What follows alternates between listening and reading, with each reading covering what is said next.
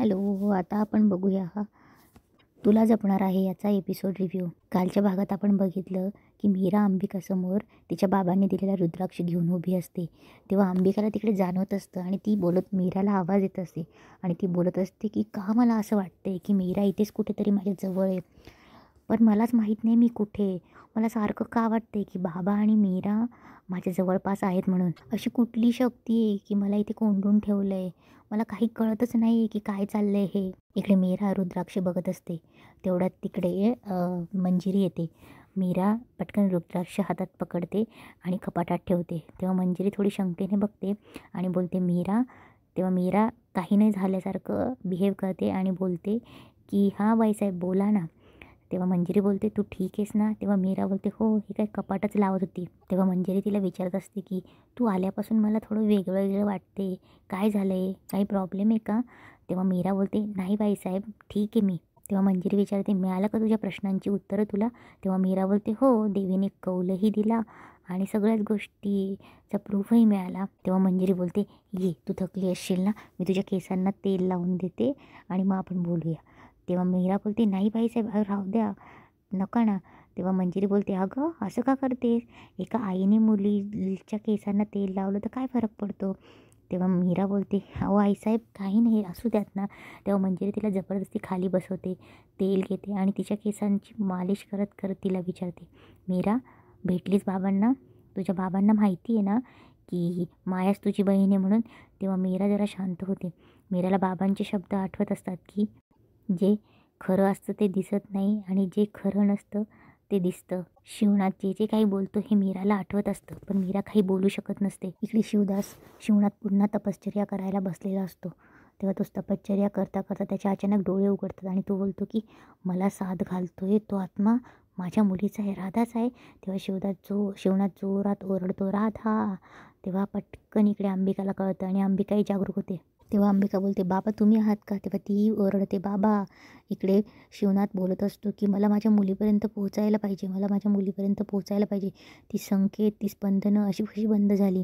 तेव्हा शिवनाथ खाली जमिनीला कान लावतो आणि सैरभैर असतो की त्याला त्याची मुलगी हवी असते. तेव्हा शिवनाथ बोलत असतो की मला माझ्या मुलीला शोधायला हवं, मला माझ्या मुलीला शोधायला हवं. इकडे अंबिकालाही समजत असतं. ती बोलत असते की बाबा तुम्ही इथे जवळ आहात का. इकडे मंजिरी मीराला विचारते मीरा तू तुझ्या बाबांना इथेच का घेऊन येत नाही. तेव्हा मंजिरी मनात बोलते की म्हणजे मला लवकर त्याला संपवता येईल. तेव्हा मीरा बोलते बाबा नाही येणार. तेव्हा मंजिरी बोलते अगं मग तू समजव ना, तू त्यांना इथे घेऊन ये ना, म्हणजे तुझ्या बाबांना तुझ्या बहिणीबरोबर म्हणजे तुझ्या ताईबरोबर आणि तुझ्यासोबत राहता येईल. मीरा तुझ्या बाबांनी तुझ्या बहिणीला स्वीकारलं आहे ना. तेव्हा मीरा बोलते स्वीकारलं आहे ना. तेव्हा मंजिरी विचारते मीरा तू तुझी सख्खी बहीण म्हणून स्वीकारलं आहेस ना. तेव्हा मीरा थोडी शांत होते आणि बोलते हो आई स्वीकारलं आहे ना. आता मला स्पष्ट दिसतं आहे की मायाच माझी बहीण आहे. इकडे मंजिरी मार्जिरीकडे येते.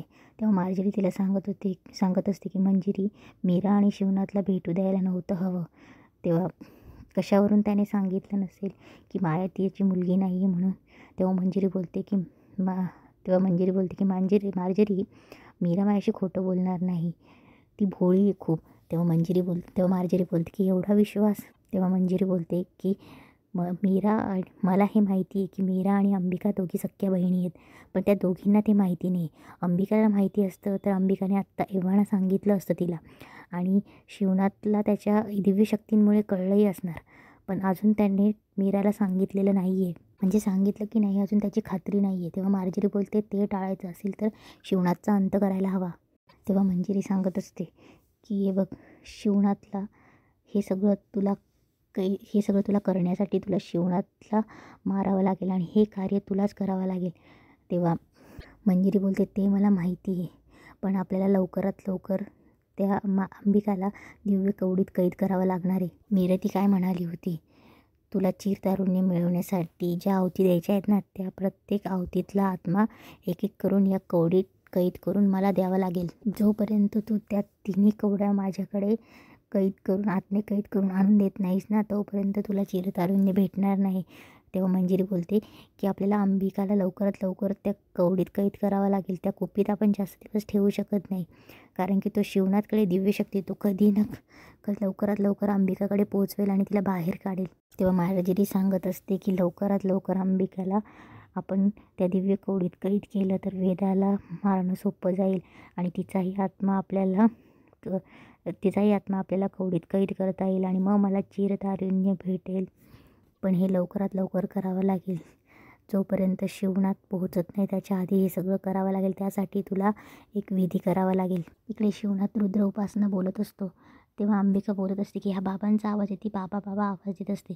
शिवनाथ इकडे रुद्र उपासना करत असतो, अंबिकाही इकडे रुद्र उपासना बोलायला लागते. अंबिका रुद्र उपासना बोलत असते. शिवनाथला काहीतरी कळत असतं, त्याला आवाज येत असतो आणि तो त्या आवाजाचा कानोसा घेत असतो. शिवनाथ बोलतो, बोल बाळा बोल, मला तुझा आवाज येतोय, मी तुझा बाबा बोलतोय, तू कुठे आहेस? तेव्हा अंबिकालाही बाबांचा आवाज येतो. तेव्हा ती बोलते बाबा. तेव्हा अंबिका उठते आणि बोलते मला नाही माहीत बाबा, मी कुठे येते, सगळं अंधार आहे. तेव्हा शिवनाथ बोलतो की घाबरू नको बाळा, घाबरू नको, बघ मीरा तुला साथ घालत घालत येईल तुझ्याकडे. तेव्हा ती तुझ्याजवळ आली की तुझा आवाजही तिच्यापर्यंत पोहोचेल, तोपर्यंत तू घाबरू नको. तेव्हा मीरा बोलते पण बाबा तुम्हाला माझा आवाज ऐकू येतो ना? तेवढ्यात अंबिकाचा आवाज बाहेर जाणं बंद होतो. तेव्हा ती बाबा बाबा करते आणि इकडे शिवनाथही राधा राधा करतो, पण त्यांना एकमेकांचा आवाज येत नसतो. तेव्हा अंबिका बोलत असते की बाबांनी मला सांगितले की मीरा तुला शोधत शोधत येईल, म्हणजे मी तिला आवाज देत राहिले तर तिला माझा आवाज जाईल, म्हणजे याचा अर्थ मीरा ही माझ्या एका हक्केच्या अंतरावरच आहे. तेव्हा अंबिका मीरा बोलते. इकडे मीरा झोपलेली असते आणि तिला सारखं स्वप्न पडलेलं असतं की ते घर जळतंय, त्या घरात कोणीतरी ओरडतंय. नेहमीप्रमाणे मीराला तेच स्वप्न पडतं. तेव्हा अंबिका मीरा मीरा आवाज देत असते. मीरा फुल झोपेत असते, स्वप्नात असते आणि खाडकन उठते. उठून बघते तर सगळा तिच्या रूममध्ये उजेडच उजेड असतो. त्या कपाटात तिने रुद्राक्ष ठेवला असतो. त्या रुद्राक्षामुळे घरात सगळा प्रकाश पसरलेला असतो. तेव्हा मीराला उठलेलं बघून अथर्वलाही जाग येते. अथर्व बोलतो मीरा. तेव्हा अथर्व उठतो. तेव्हा तो रुद्राक्षाचा सगळा प्रकाश गायब होतो.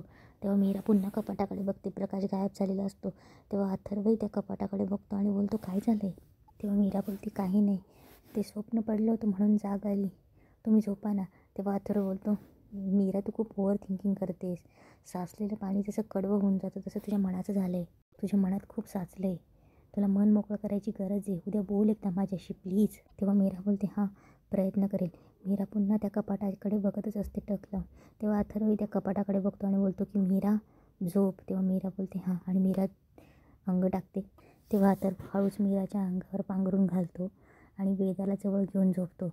अथर्व झोपी गेल्यावर मीरा पुन्हा डोळे उघडते आणि मनात विचार करते अथर्वकडे बघून, ती आग, ती बाई, हे सगळं मला का दिसलं?